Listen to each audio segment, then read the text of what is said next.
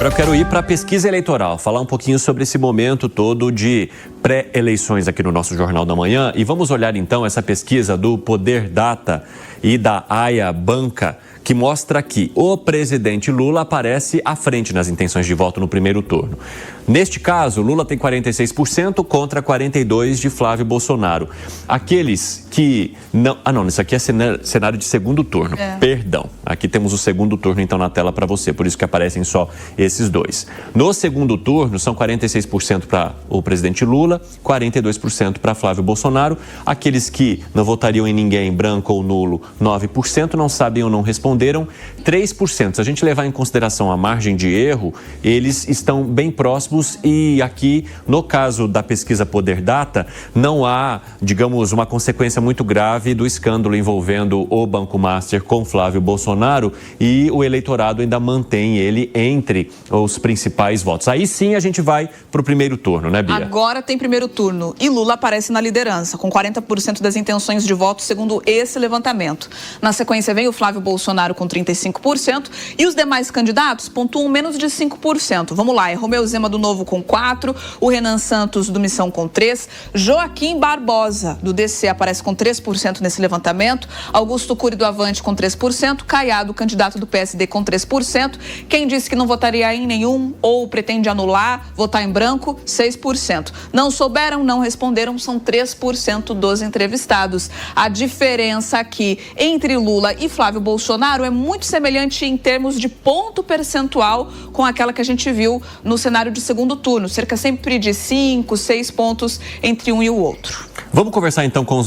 vamos olhar então também para o cenário de segundo turno. Olha lá, hein? Segundo turno, nesse caso aqui, a gente tem um segundo turno entre Lula e Joaquim Barbosa. E olha que interessante, Joaquim Barbosa é o candidato que agora é apontado pelo Democracia Cristã como aquele que vai concorrer à presidência da República, no lugar de Aldo Rebelo. Isso gerou a maior confusão ali, que resultou inclusive na saída de Aldo Rebelo por decisão do partido. Então, havia toda uma pré-candidatura de Aldo e de repente vem o anúncio do partido rachando ali dentro os seus apoios com o nome de Joaquim Barbosa. Mas vejam o quanto nessa pesquisa Poder Data ele tem um bom desempenho frente ao presidente Lula. Tecnicamente empatados, se a gente levar em consideração a margem de erro. E ele performa tão bem quanto performaria o Flávio Bolsonaro numa opção de segundo turno. Agora, os números daqueles que não votariam em ninguém sobem para 13%, não sabem ou não responderam 3%. Já vamos jogar para análise essa situação porque ela é bastante curiosa. E Túlio Nassa,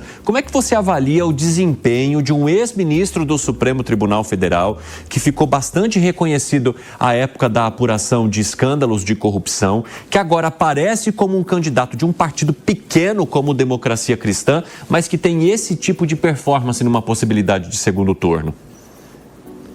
Olha, Evandro, a história política recente do Brasil explica essa situação. A política é a arte do possível. O que acontece? O ex-ministro Joaquim Barbosa, ele aglutina em torno de si um sentimento antissistema, né? O governo federal, em especial do presidente Lula, é visto hoje como o grande sistema nacional. É aquele que nomeou vários ministros para a Suprema Corte, é aquele governo que foi envolvido nos grandes e maiores escândalos de corrupção da história recente do Brasil. Então o eleitor procura um candidato antissistema, alguém que possa enfrentar essa situação. E Joaquim Barbosa tem um histórico enorme, gigante na história recente brasileira em relação a isso. Ele liderou, ele foi o relator do processo do Mensalão, foi o primeiro grande processo que colocou políticos importantes na cadeia. Portanto, ele representa esse sentimento antissistema. E nós sabemos que quem furou a bolha em algumas eleições em relação à polarização foi esse candidato que conseguiu aglutinar o sentimento antissistema.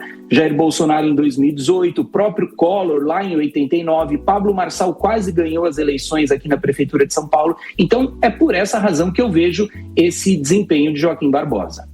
E a gente retomando também, depois desse olhar do segundo turno de Joaquim Barbosa contra Lula, tem que chegar no segundo turno, né? Aí que está a questão, né, Henrique Kriegner? Mas retomando o olhar de cenários que nós trouxemos de primeiro turno, nós vemos ainda aquela grande concentração entre Flávio e Lula. Os demais candidatos, mesmo aqueles que se posicionaram de forma mais firme depois do vazamento dos áudios, não chegam a pontuar muito, como é o caso do Zema, que tomou um certo protagonismo, o Renan Santos, o Caiado, que são os nomes mais famosos e mais lembrados nesse momento.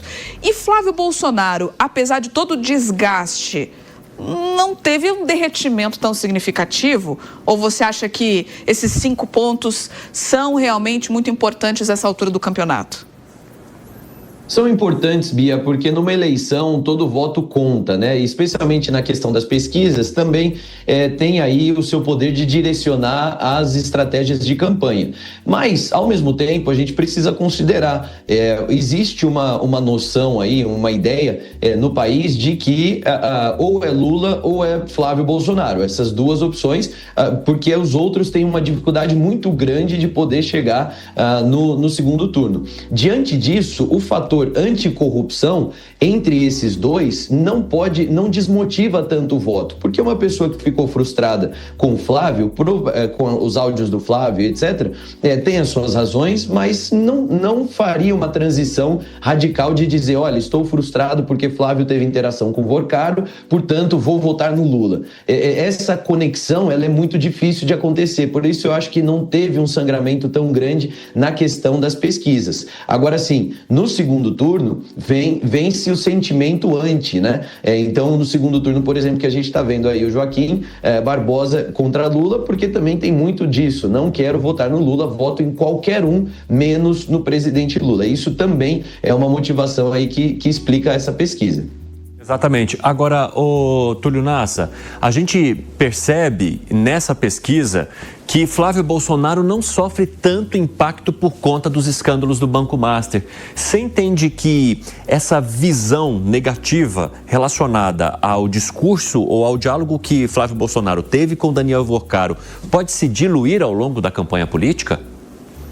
Com certeza, Evandro. Pode e deve se diluir. Nós falávamos aqui nas últimas semanas que era preciso ter muita calma com as pesquisas eleitorais, porque o fato que envolveu Flávio Bolsonaro precisava de desdobramentos. Se ele efetivamente pediu dinheiro só para o filme e se ficar nisso, as investigações, não me parece que será um impacto tão grande daqui para frente, tal como foi nessas últimas semanas. Veja, o eleitor brasileiro já se deparou com o governo Lula 2, com o governo Dilma 1 e Dilma 2, em relação ao mensalão. O mensalão estava correndo naquele momento. Políticos como Paulo Maluf tinha ali um slogan do eleitor que dizia rouba, mas faz. E mesmo assim Paulo Maluf ganhou algumas eleições. Então esse tema da corrupção ou possível corrupção, não estou falando aqui que houve corrupção no caso do filme Dark Horse, mas não é um tema tão sensível, especialmente no primeiro turno. No primeiro turno o eleitor quer saber do candidato que o representa ideologicamente. E, portanto, não acredito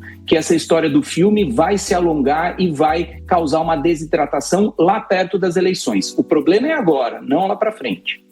A gente depois vai trazer outros cenários desse levantamento. A pesquisa entrevistou 2.400 pessoas em todo o Brasil. O levantamento tem uma confiança em 95%, a margem de erro de 2 pontos percentuais, e está registrado no Tribunal Superior Eleitoral com o número 04882/2026. Você gostou desse corte? Deixe seu like, ative as notificações e se inscreva no canal para estar sempre atualizado.